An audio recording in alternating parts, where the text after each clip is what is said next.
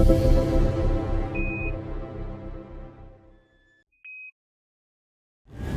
liftoff of Artemis I. Artemis I was incredible. It was an iconic mission. I was able to watch the launch of Artemis I, and I'll never forget, I just turned into a small child, and I just was screaming at the rocket for about 30 seconds. That is our generation, the Artemis generation, that defines the starting point of our exploration future. Next thing is getting ready to fly the crew on Artemis II. This mission paves the way for sustained missions on the Moon and then Mars. We've got spaceflight vehicles that are down at the Kennedy Space Center that are being built and integrated. We've got components of a rocket that are being assembled. We have international partners. We have commercial partners and industry partners. We've got the designs ready to go, how we're building up the operations. It's real. The team is ready to go. 4 names, 4 explorers, answering the call to once more rocket away from Earth and chart a course around the Moon. This is the mission of Artemis II.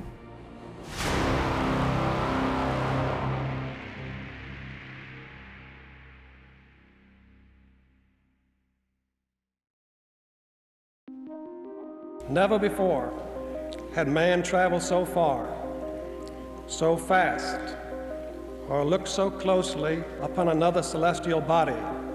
It's one small step for man, one giant leap for mankind. Apollo was so amazing because we didn't know we could do it. The Apollo generation showed what was possible. For me personally, I think it's an important endeavor to return to the Moon. And as we look towards Mars, the Moon is going to be an important staging area for us to learn quite a bit. The longest we were ever on the Moon as humans was 72 hours. We have a lot to learn yet. And as we leave the Moon in Taurus literal, we leave as we came, and God willing, as we shall return, with peace and in hope for all mankind. The Artemis campaign is really a set of test flights. We haven't been to the Moon in over 50 years, and so there's a lot of new systems that we need to test out. We're going to a new part of the Moon, the South Pole, that we've never been to before with crew. The Artemis II mission is going to take the next step in our flight test campaign. We're going to focus on what are the new systems that we need to test out so that we can fly crew to the Moon and safely bring them back home. That really sets us up for our big goal, which is the return of human crew to the surface of the Moon. It's so important what we learn in that mission to the Moon because it instructs us on how we're going to get to Mars. This is a generation-defining effort.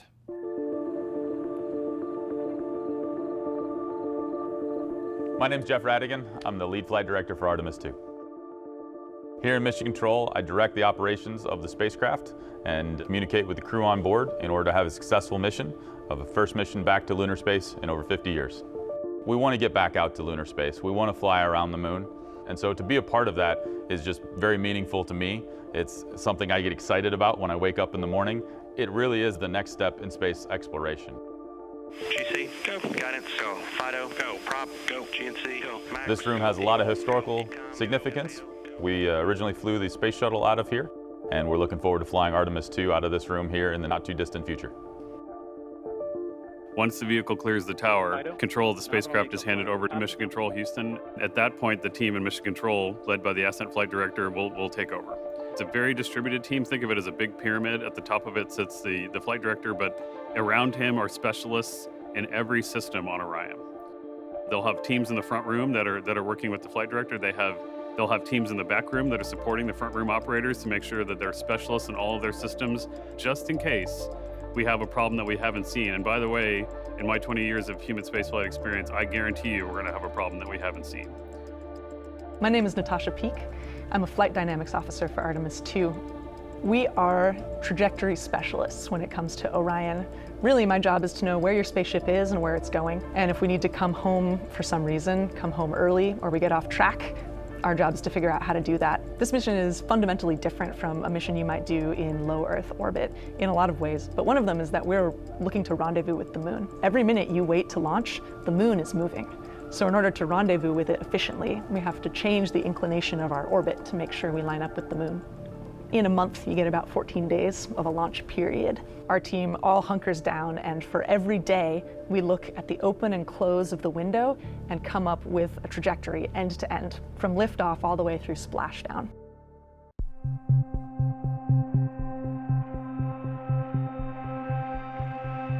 You know, I often talk about that launch ops is like a team sport. It's certainly you have to produce on game day, but that the preparation for a championship begins in the off season.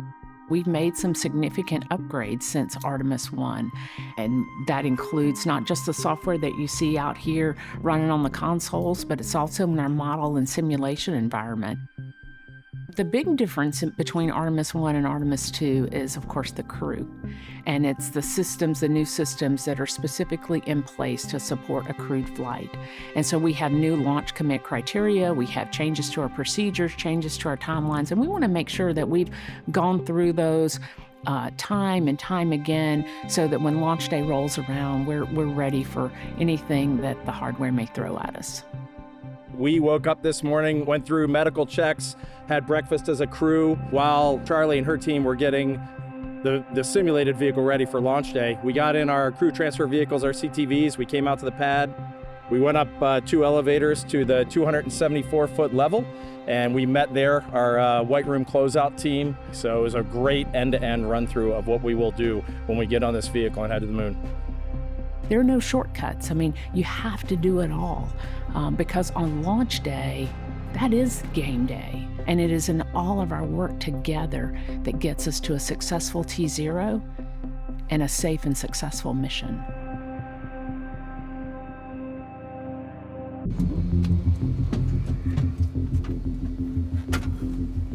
Hey, Sam. What's going on? Not much. Long time no see. Time no see. The seriousness of what it takes to take the risk with humans in and of itself creates enough of a pressure for the entire organization, enough of a concern, enough of a sense of rigor. Everything goes up a notch. We have to have an atmosphere to breathe, a temperature to be able to control, to be able to take out the carbon dioxide, the humidity that's in the air, feed the crew, deal with a small environment, proving that we can fly by the moon and come back and have a safe reentry. There's an extra element when you have humans on board, the nuances by which the system operates, the understanding of what it is to live in this crew module that we have. Artemis II is also another flight test of the other systems that are required to enable human space exploration. That is life support system, that is displays, that is the controllers, the stick that you need to fly a spacecraft. All those pieces were not part of Artemis I, but are really key for Artemis II, and the crew will need that capability to go forward to do human space exploration. When you go to the moon, you're 250,000 miles away, and there's no choice. It takes time to get home. Everything we check, everything we try and make sure we understand, we double, we triple, we quadruple check because we want to make sure we get it right. The mission will prove the Orion spacecraft is ready to keep astronauts alive in deep space and allow the crew and ground teams to practice operations essential to the success of future missions. This top portion is the crew module. It's the pressurized area where the crew sits. The bottom portion here with the solar arrays and the engines, primary engines, is what's called the service module. The European Service Module, or ESM, will provide electricity, water and air to NASA's Orion crew capsule, as well as maintaining temperature for life support. It's been a fabulous partnership with our ESA partners. The agency made a decision a long time ago that we want to do lunar exploration as a global partnership.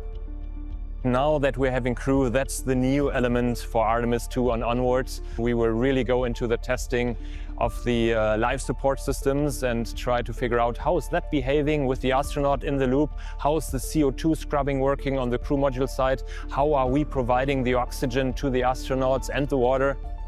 That environmental control system is so complicated. It's a series of chemical and mechanical and electrical engineering problems that all have to come together. That spacecraft has to basically be a mini Earth. And that Earth is basically driven by the elements of that life support system. We also have crew interfaces with the crew piloting the vehicle. Artemis I was uncrewed, and so we're going to go do a checkout right at the beginning of the mission. while we're in an Earth orbit to be able to ensure that the crew is able to successfully pilot the vehicle. We're not just testing the systems in Orion. One of the key things we really want to do is we're going to do science. When we think about Artemis II science, there are really three big areas that we're studying. One is understanding the space environment. The second is understanding how that environment interacts with life and humans and the systems. And then the third is looking at the moon itself from a vantage point where humans haven't looked for over 50 years. They're going to be describing what they see. They'll see things that human beings have never seen before. They'll be describing, observing, and documenting what they see for the scientists back home. They've done a significant amount of training in the field here on Earth, learning about geology and planetary scale processes. They'll be looking for the evidence of those processes from orbit and describing to us anything unique that we maybe haven't been able to really sense with orbiters and robotic measurements. We're also going to do human research on the crew members themselves. We haven't had data sets for over 50 years on how the physiology of the crew themselves adapt to the radiation environment, to the microgravity environment so far away from Earth. When you think about Artemis II, we've never had humans get on top of an SLS rocket. And when that rocket launches, 8.8 million pounds of thrust are going to defeat gravity for a 5.8 million pound vehicle. So they're going to feel vibrations and hear sounds that no humans have ever experienced. If you want to be an astronaut, that's the thing you've been waiting for your whole life. Riding the elevator up the rocket, climbing in that capsule, very surreal. I often say that the only reason anybody actually gets on a rocket is because it'd be too embarrassing to turn around and run away from the rocket. Once the fire starts coming and the rocket starts vibrating and you lift off, it's a completely different experience. When you put crew on a rocket, it's no longer a test flight. This one needs to perform and will perform as good or better than the first one did. No doubt about it. Artemis II begins with launch from Kennedy Space Center. Getting them through that 8.5 minutes to get them to escape Earth will be the first big milestone. First, you'll do about 2 minutes of flight with the boosters. The boosters will separate, leaving you on just the core stage all the way through about 8 minutes into the mission. At that point, the upper stage will separate from the core stage and perform a perigee raise maneuver to keep you in a stable orbit. The crew's going to be in a high Earth orbit, checkout orbit. So this is a highly elliptical orbit that just takes them up away from the Earth and then back down close to it. From there, Orion backs away and separates from ICPS, preparing us for manual piloting by the crew of the Orion vehicle, imagining that they are approaching and docking with the upper stage of the rocket. The crew will have their hands on flying it for the first time, and that'll allow them to see, do we have the pulse size correct? Do we need to make the pulse size smaller? Do we have enough thrust? Does it have enough control authority to give us the rates and the movement that we need to in the vehicle when we need it? We need to really understand how Orion's going to perform in order such that we can dock it on future missions. We're going to fly in formation for a good 2 hours to ensure that we can do the checkouts to really understand the way this vehicle is going to operate. As we do ascent and as we go through our Prox Ops demo, it's going to be a long day for the crew, it's going to be a long day for us on the ground. Once we convince ourselves that the systems are solid, we will engage the Orion main engine, and that will commit us to what we call translunar injection. The translunar injection burn is the big burn that puts us on the path to the moon. For that flyby out to the moon, we're doing what we call a free return trajectory. The idea there is that without doing any more major burns, you can just coast, and the gravity of the moon will redirect Orion and bring it back to Earth safely. Hey, Apollo 13, Houston, you have a go for We have done a free return only one time, and that was during Apollo 13. We have designed deliberately to do a free return on this particular mission because, again, our risk tolerance, our willingness to take risks with the vehicle with the crew on board is much, much lower for a crewed test flight. The next 3 days are spent in transit, and so the crew has activities to, again, continue to check out the systems on the Orion that we weren't able to get to in the first day. We need to go through checking out the radiation shelter, that all of our stowage is in the right spot. We need to check out the cabin to ensure that we can depress it to be able to dock within HLS in the future. Then we're going to fly around the moon. You'll fly by the moon at about flight day 5. You'll be between 2,900 and 7,900 nautical miles from the lunar surface. That'll be the first time we'll have 4 crew members being able to share the experience of seeing the far side of the moon together. They'll be the most separated from Earth than any 4 humans could possibly be at that point. We're going to turn the spacecraft so that you have the best view of anybody of the moon in 50 years. We want to ensure that we're getting the videos of the moon that all of us back here on Earth want to see, and ensuring that all of our systems work on the far side of the moon as well, the way we expect. Once the crew flies past the moon, they'll begin the 3-day journey home, where they'll again begin to do some checkouts, including trying to take the cabin down to a lower pressure, which is needed for future flights. Finally, as they get closer to Earth, they're going to prepare for re-entry. We have to configure the cockpit, do our final targeting, final burns, get the crew in their suits, get them in their seats, and then they'll get into the re-entry sequence.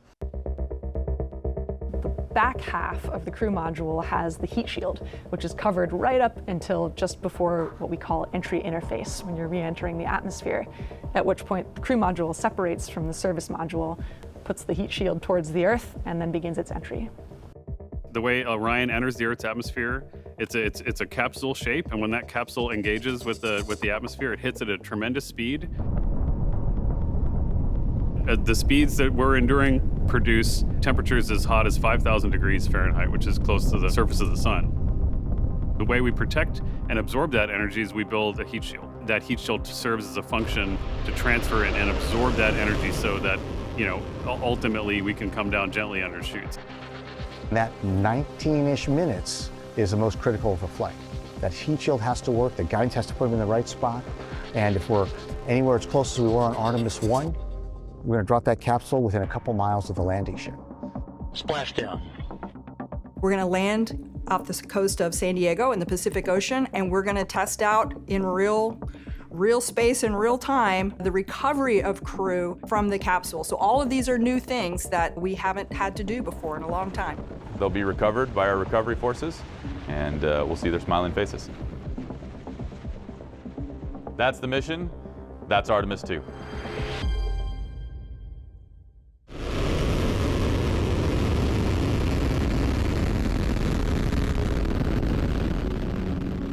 We learned a ton on Artemis I. A lot of just how the vehicle works and how to fly it, especially from our perspective. When SLS cleared the tower at Pad B, we put Orion exactly where it needed to be. The upper stage conducted a perfect burn. Orion spent an incredible retrograde orbit around the moon, achieving a distance further than any spacecraft designed to carry humans had ever been. And when it came back to Earth, it performed the first ever skip re-entry of a vehicle. For Artemis I, the #1 priority mission objective was a test of the heat shield on Orion for lunar return.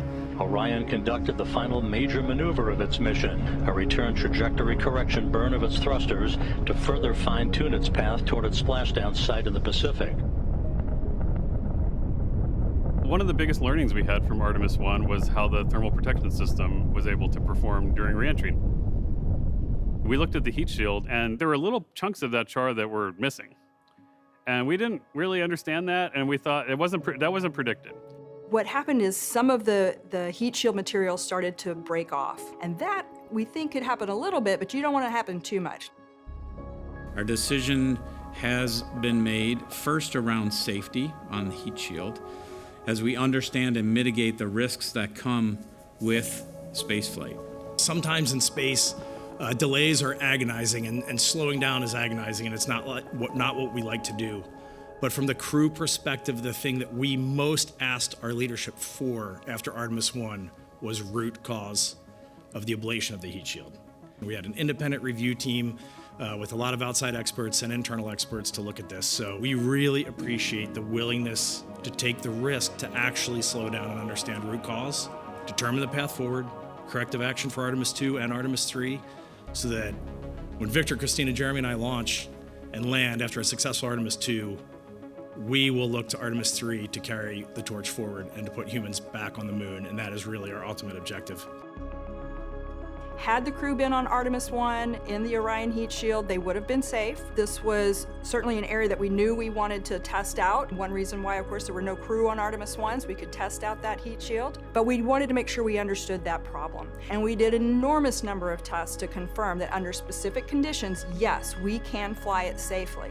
But in the future, we want to take this learning and not only apply it to safely flying Artemis II, but to changing how we design and build the heat shield for the Artemis III and beyond.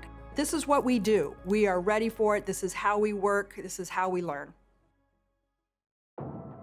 It will be a 10-day journey going 500,000 miles, continuing to test out every bit of Orion, going around the far side of the moon, heading home through the Earth's atmosphere at over 25,000 miles per hour and splashing down in the Pacific. The crew's going to have a horizon, they have a moon, so I feel pretty good about pressing into this opportunity. I think NASA's at its best when it has big ideas and bold exploration. That's when the finest comes out of NASA. That's when the finest comes out of America. Their story is made up of the success of this institution that makes this country so proud. For Orion, success means first we bring the crew home. Second, we demonstrate what we know already is a robust spacecraft that's ready for these Artemis missions. We want to continue to explore, we want to continue to learn, we want to go beyond, we want to go even further. And through the success of this particular mission of Artemis II will help spur us on for the additional exploration and discoveries that are out there for us to find. Our destiny is always to go and see what's further and what's next. It's our generation's opportunity to have our own literal moonshot. When we focus on one thing and we focus on it together, we can achieve anything. It's the lesson that we can do more together than we can as individuals. It's a new beginning. It's a rebirth of human exploration. The question is no longer if we're going to return to the moon or reach Mars. It's a matter of when. It starts with one flight, one crew, Artemis II. We all have batons, relay race batons, and they are there as a symbol of coming back from Artemis II and handing those batons to Artemis III and saying it's your turn to go. That is what we live for. We are ready.